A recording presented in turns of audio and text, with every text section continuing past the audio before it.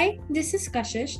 Welcome to a new episode of Business Odyssey.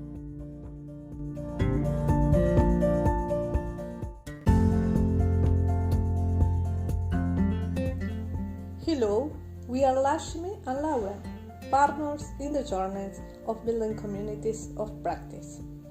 Thank you for joining us, where we focus on exploring the human-centric approach while we consider all the variables that affect it, from the learning and development, performance, change processes, leadership and coaching, diversity and inclusions, and other key topics as well. Today, we are joined by Robert Snoyer, Managing Partner at Copperstone Connect, with more than 20 years of experience in the IT and people fields.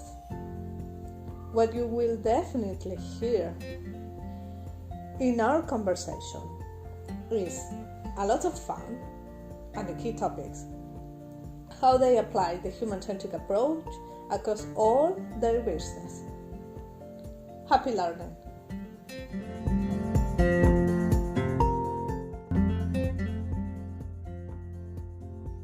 Let's go to the interview now.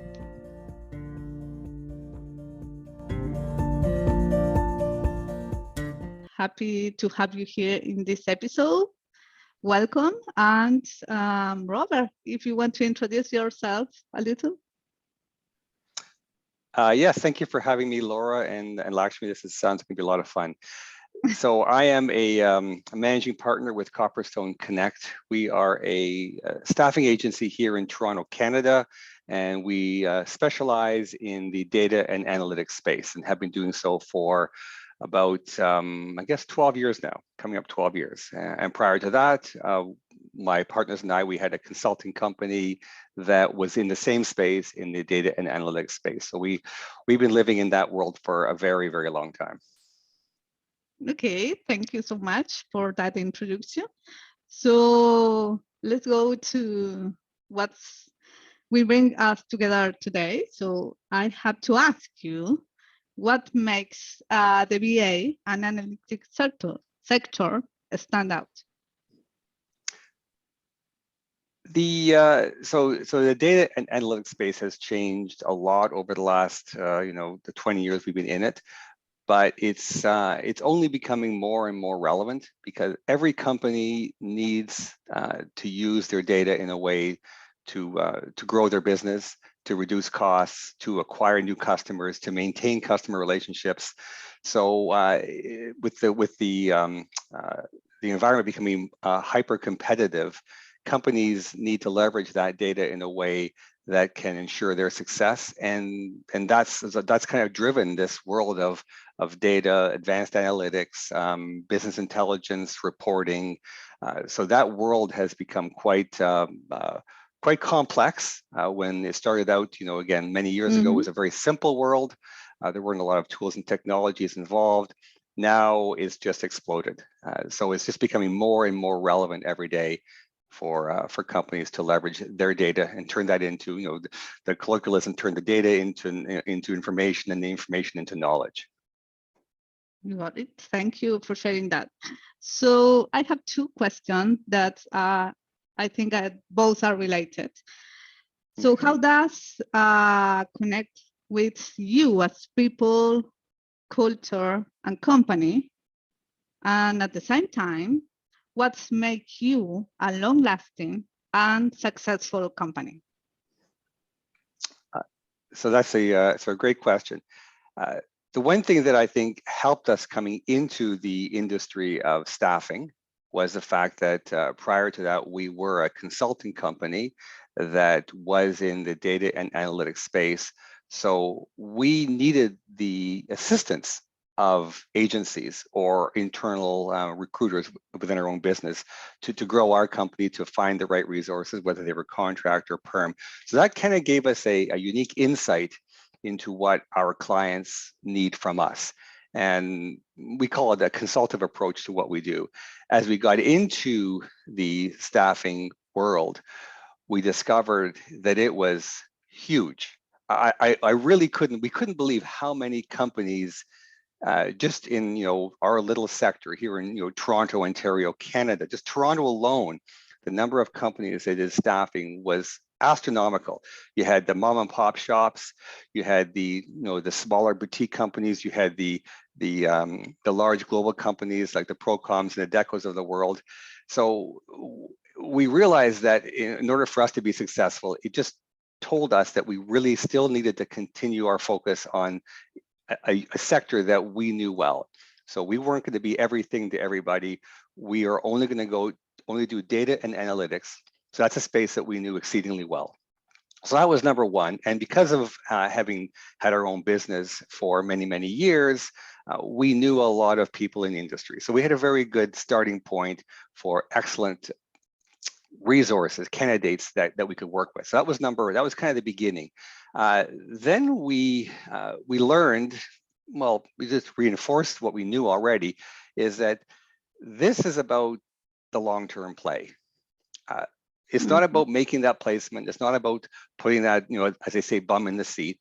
It was about that long-term relationship that we were developing with our candidates and with our clients. And so we got to the point, or at the point now, where we have some amazing clients and amazing resources. And these are long-standing relationships that we've had for 5, 10, 20 years. And by maintaining that relationship, and oftentimes clients will cycle in and they'll cycle out depending on their current needs and where they are in their business cycle. Same thing with resources. They will come and they will come onto the market and they'll come off the market and they'll change from contract to perm or from perm to contract.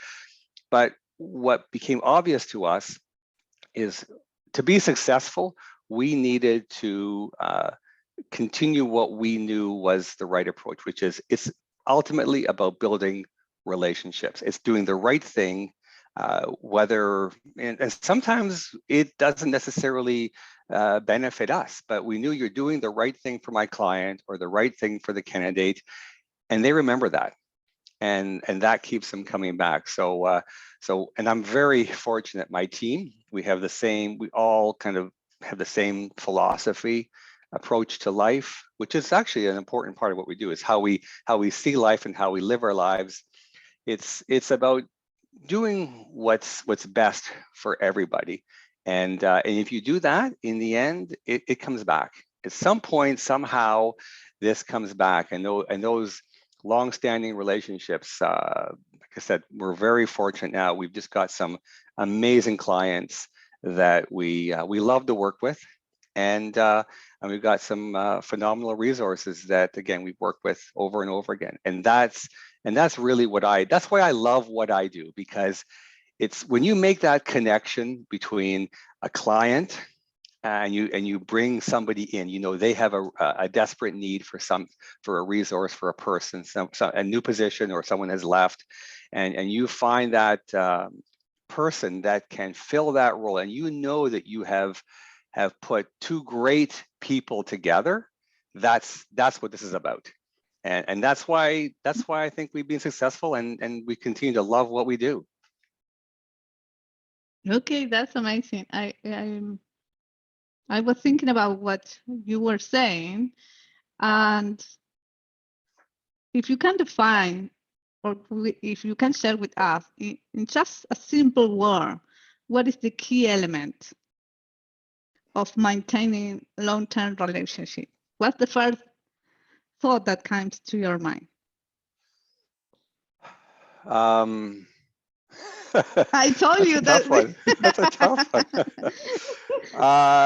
It's ultimately, maybe it's not a word, it's a phrase, but it's treating people the way I want to be treated.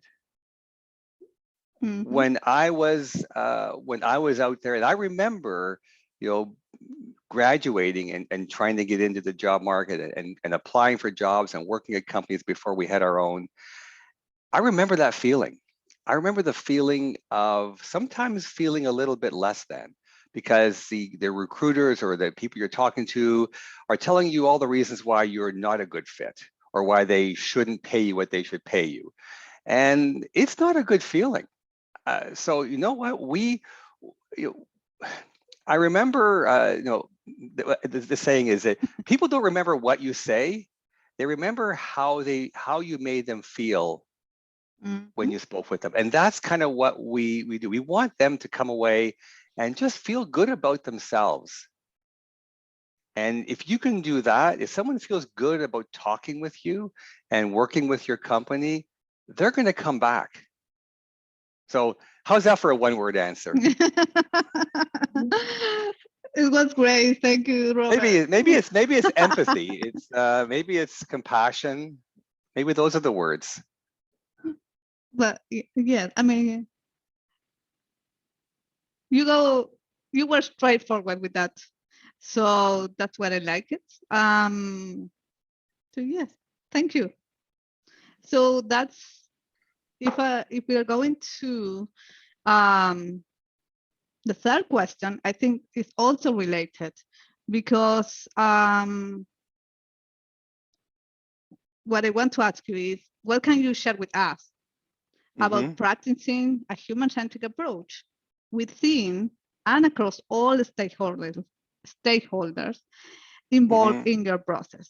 I mean, you answer a part of that, I believe. That's I did, yes. Yeah. What else you can share with us? I think if you keep in mind that when you're talking to people, so I'll look at the candidate side. These are people who are either looking for work and aren't working, or are looking to make a change, and they may have been somewhere for a long time. Those are very difficult situations, very traumatic situations that people can be in. They're not working, they feel stressed from not having money coming in, or they're about to leave a company they've been at for 5 years, 10 years. That's a very emotional moment for them, a very difficult moment for them.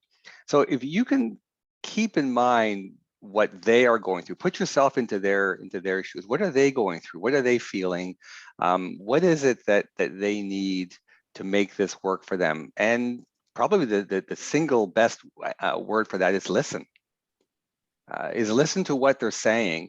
Don't tell them what they, why this is a great company and you should work here, and this is why your company is a bad place where you are, and this is why you should leave. And no, that's not going to land. You have to just stop and let them talk and listen to what they're telling you, and hearing what it is that's important to them.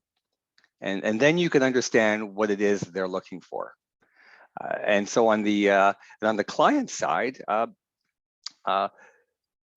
lot of I think what works well for us, because you have a client, they'll come to us with a requirement and they'll say, here's my job description and here's how much I can pay. And so what I share with them is, it's like, okay, well, what I can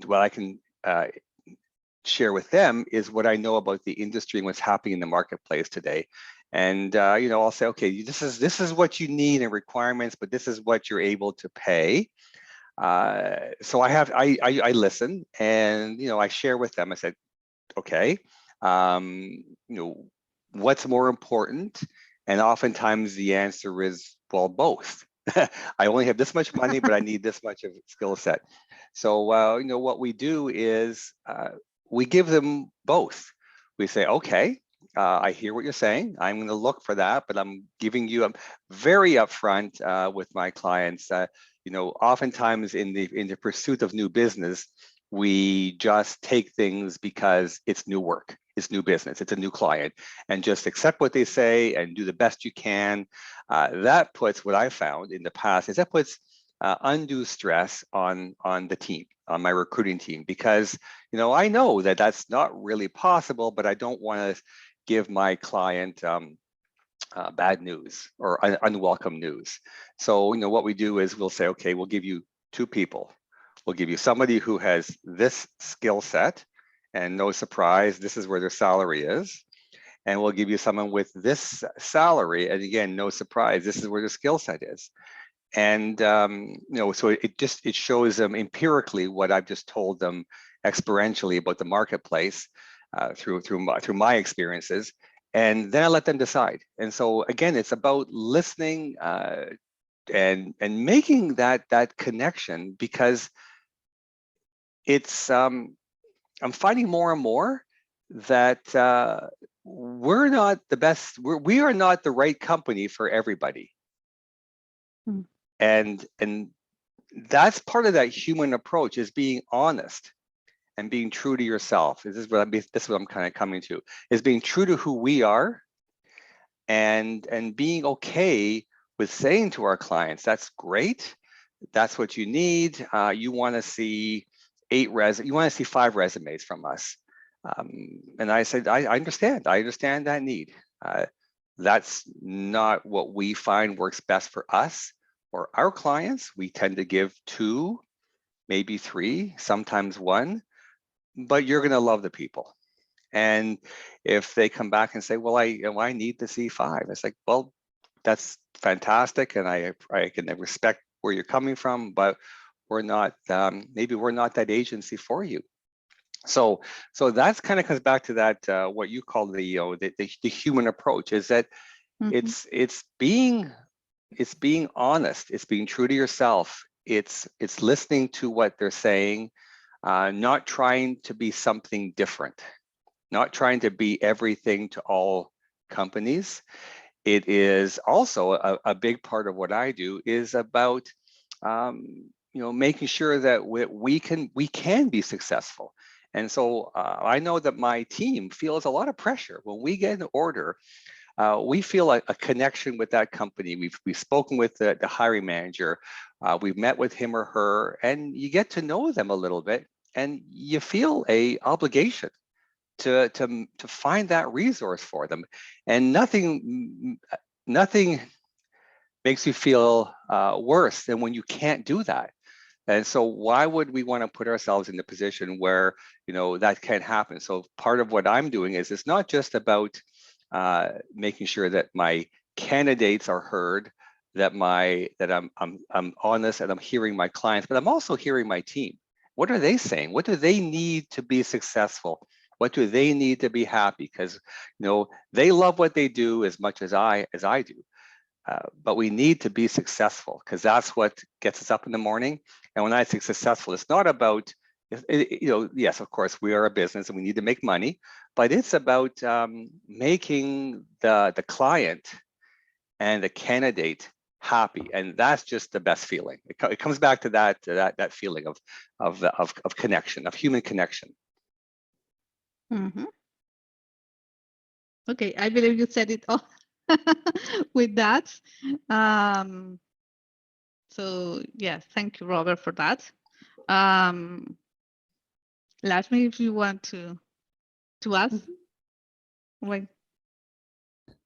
Most of it Robert has already answered. So I apologize. No. So you used a couple of terms, Robert, like human connection, empathy, compassion, treating talent the way you would like oneself to get treated. So considering all of this out there, do you think the time has come to change the title of recruiters? Today we call them in different titles are out there: recruitment specialists, recruiters, talent acquisition specialists, and so on. Yeah. Do you think with this human relation and all of that, has the time come to go ahead and think of changing the title and make it more apt to what it's all about?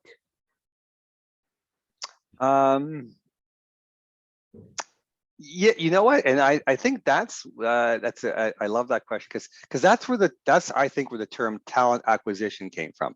If you go back in history, there was a rather unflattering term called headhunter, which really isn't a great term. Right? It just doesn't. And when people say to me, "Oh, you're a headhunter," it's like, yeah, okay. If that resonates with you, fine. I'm a headhunter. And it's usually people who aren't in the industry or aren't hiring people. They'll come up with that term because that's what they heard a long time ago.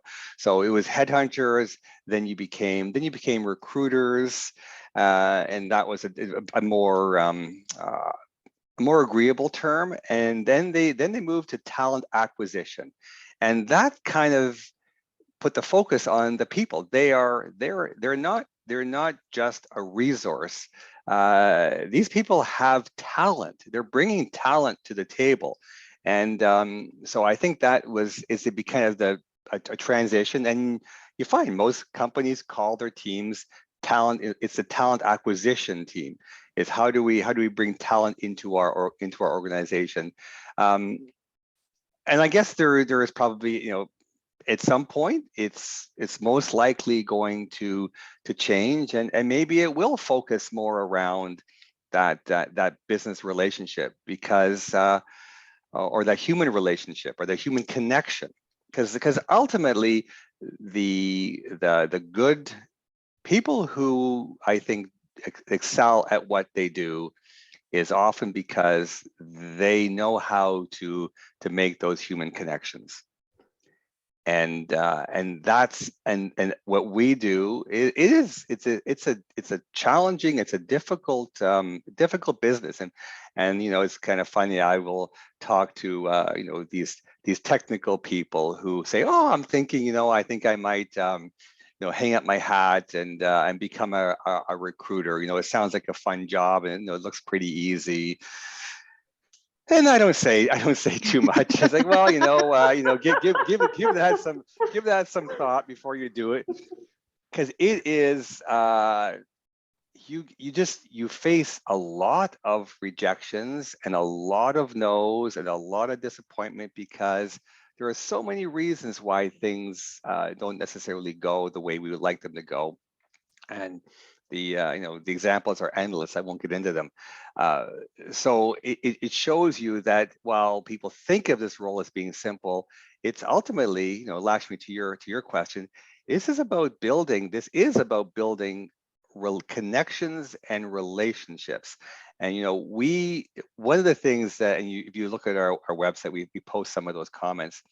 We get clients that will say to us, we start working with them, and they go, like, we send them over a resume, or we start saying them people, and they're going, wow. I was like, oh my gosh, like this is who I was looking for, and I wasn't getting it. And then they get to the point where, you know what, don't even send a resume, just book the appointment. Like, I know this person is going to be good. That's when you know that you're on that same page. And the same thing on the recruiting side. We get candidates who will say to us, oh my gosh, I have not worked with an agency. You guys are so thorough. You helped me with my resume. You helped me with understanding the interview process and how to be a good interview subject. And nobody has ever, I've been doing this for a long time, and no one's ever taken this time with me. So they start sending their spouses, their cousins, their brothers, their sisters, their friends. It's like, you need to work with Copperstone and the team at Copperstone. So what does that tell me, Lakshmi? That tells me that you have made a connection. You've made that connection, that bridge with that person. So ultimately it is. Now, I think we were talking earlier, and you kind of alluded to the idea. Is this maybe kind of like a relationship engineer, was I think the term that you use, Lakshmi? And yes, it is. My only concern with relationship engineer is it's maybe a little bit technical. As soon as you throw in the word engineer, it gets technical, and I feel you get away from the the emotional, the connection side of it. So it's I don't know what the word is. I don't know what they're going to come up with. It will change, and I'm looking forward to that, because I think it's going to put the spotlight on how we need to treat each other, whether it's colleagues, my clients, my candidates. That's what this is about, and that's where the spotlight needs to be. And the good thing is that sometimes my job is a little bit easier, because there are some agencies who maybe don't have that approach, and they kind of throw stuff against the wall and they hope something sticks. And so that to me is not about respecting someone's time. It's not about doing the absolute best that you can do. So who knows? Who knows what it'll be, Lakshmi? But I predict, like everything else, how many terms in our lexicon have changed over time because we become a bit more aware. Yeah. Okay, thanks, Robert, for that. And question would be, like we all understand that just as change is constant, learning is also constant. So do you think that recruiters should be lifelong learners? Definitely. If for no other reason, for survival, because the environment is changing around us so rapidly. And again, going back to 12 years ago, the tools and technologies and the method that we used to recruit 12 years ago is different than it is today. And then if I look at the tools and technologies and methods that we used 20 years ago when we had our consulting company and I was responsible for talent acquisition, again, that was different. So, and I kind of go through, we've had different job boards over the years, and, we had them for a while and they were good, and then they weren't. It just became too much noise. So we dropped them, we tried a different one, and we've probably been through, 2 or 3 job boards. Then you start using aggregators who get information, like an Indeed, for example, is an aggregator. You get information from all over the place. And one of the things that we're seeing now is a transition that LinkedIn is becoming a much more mandatory platform for recruiting. That it wasn't like that when we were doing this. We started out 10 years ago. It really was kind of a business networking tool, and now it's really becoming it is that tool for recruiting. So if you're not learning the technologies, then you're going to stagnate, and you have to learn how to use these new technologies, and you got to figure out what these technologies are going to be. Not to mention that there's the back-end tools that we use, the applicant tracking systems. They change over time. So what we used, we're now going on to our 3rd applicant tracking system in this year, in about 2-3 months. And if I look at my very first one was a homegrown built application in Microsoft Access, and then we've had 2 or 3 since then. And you just realize this is not meeting my needs, and so you transition out to something new. And then on top of that, the biggest area of change is what the people are doing and what our clients are looking for. That is changing at a crazy pace. And so you have to keep on top of that world and learn what technologies are becoming relevant. And you have to understand, I mean, we're not developers, we're not architects, but you have to have a kind of a fundamental understanding of how all this stuff knits together. And when somebody says, I'm an XYZ developer, you have to be able to figure out, okay, is he or she good at what they do?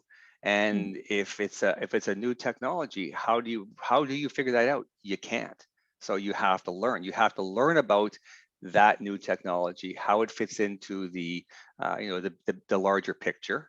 And so that means it's constantly changing, and it is not going to stop. And I think the pace of change is only going to increase. So lifelong learning is really, you have no choice, but it's like anybody else, whether you're a doctor, a lawyer, you're a developer in the IT world, the technology, that you were used, 10 years ago, 20 years ago, Power Builder and Delphi were like the thing, and now no one even knows what they are. So. So true. So true. Thank you, Robert. Makes complete sense.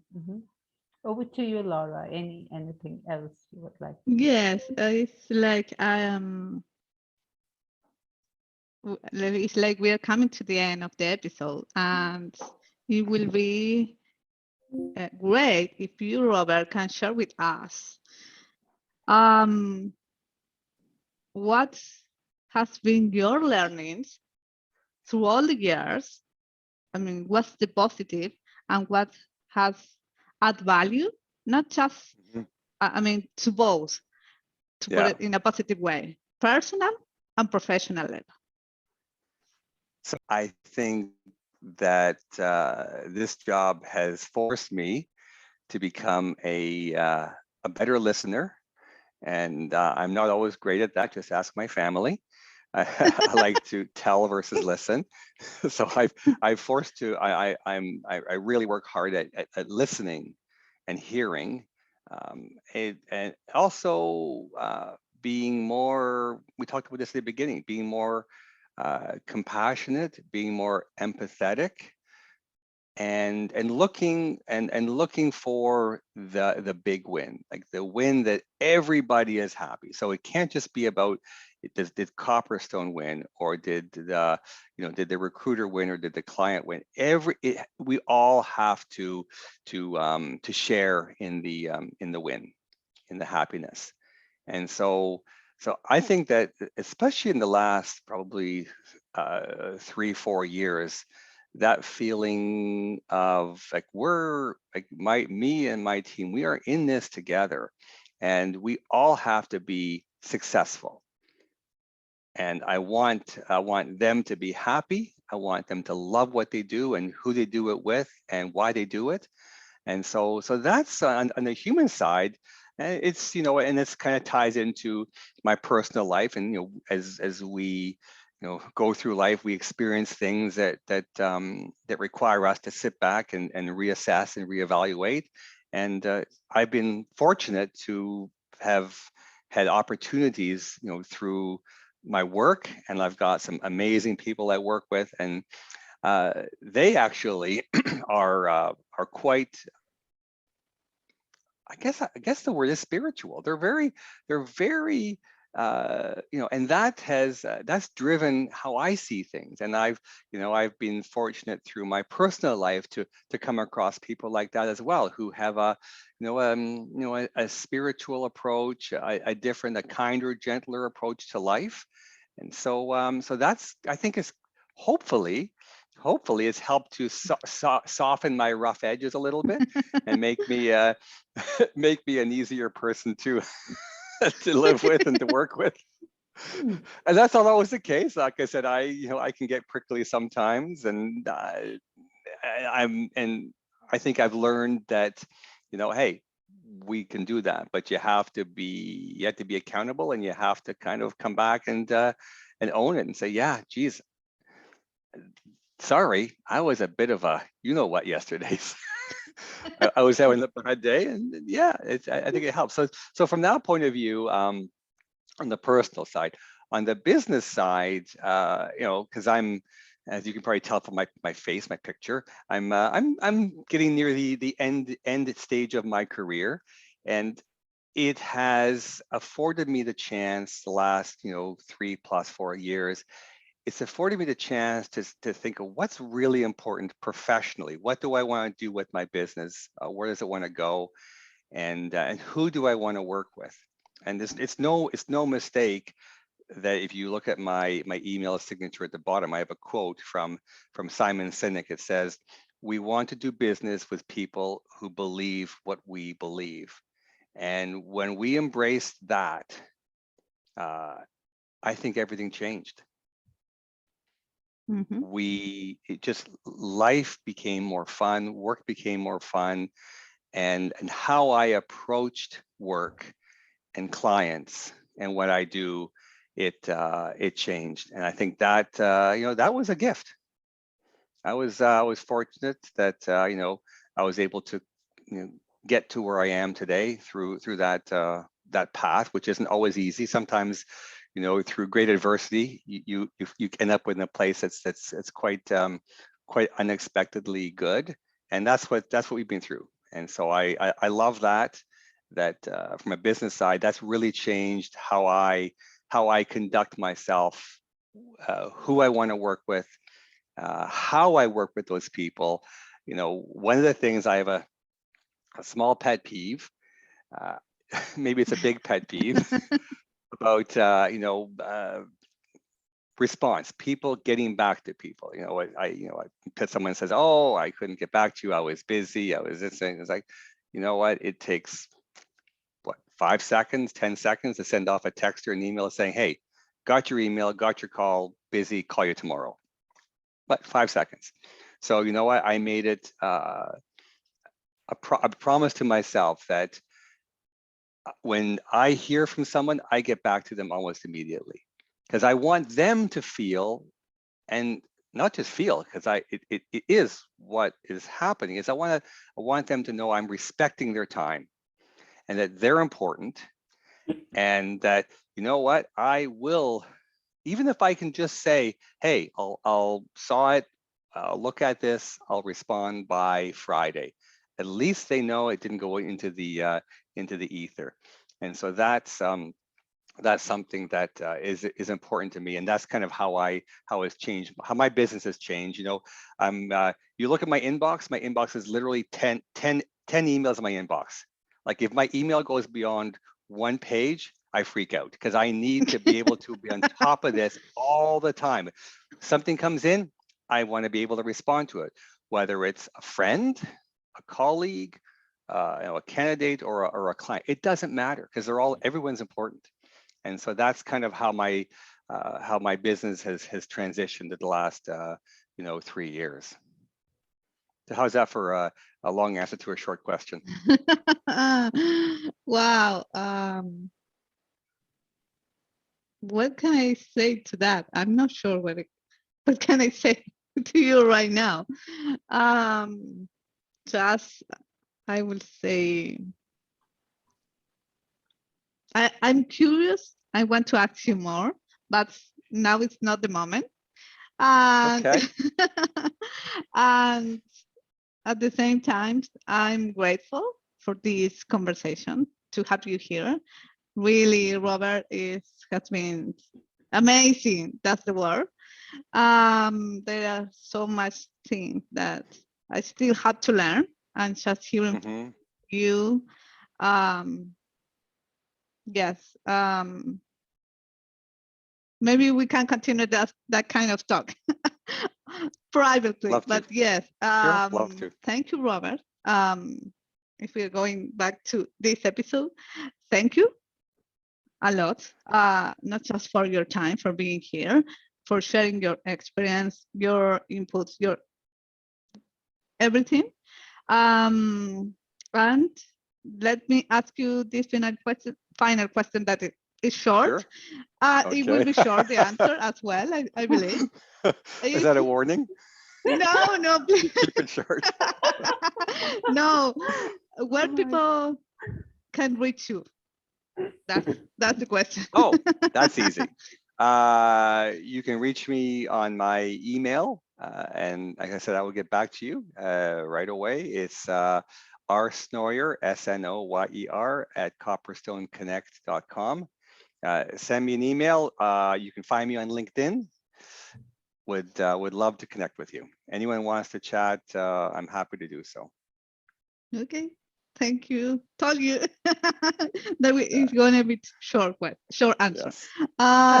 So thank you, Robert. Lastly, if you want to add something, feel free to. No, I just loved what Robert has been talking. I mean, about this empathy part, compassion part, the human aspect, but everyone.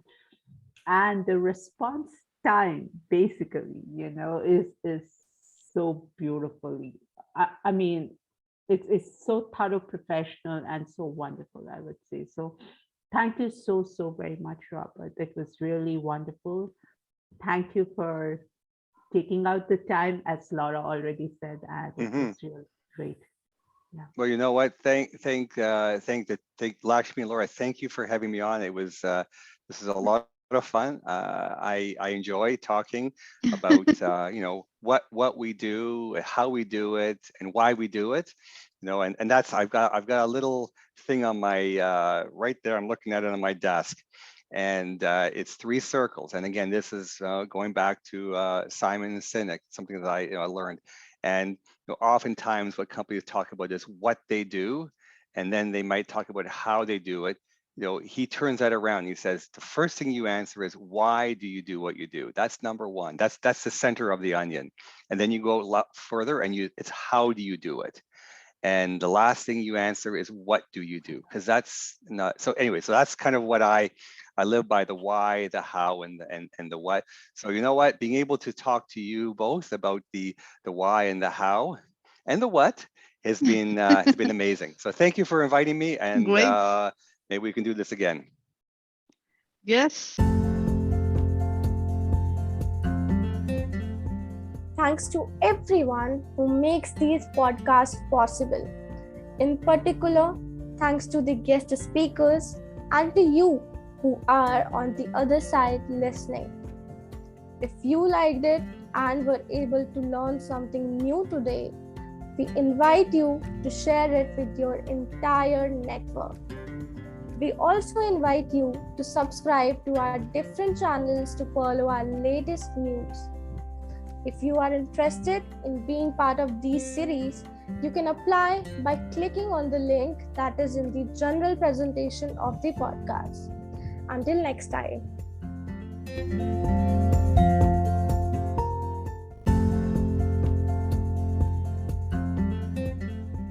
A special thanks to the boys, Kashish Wadbani,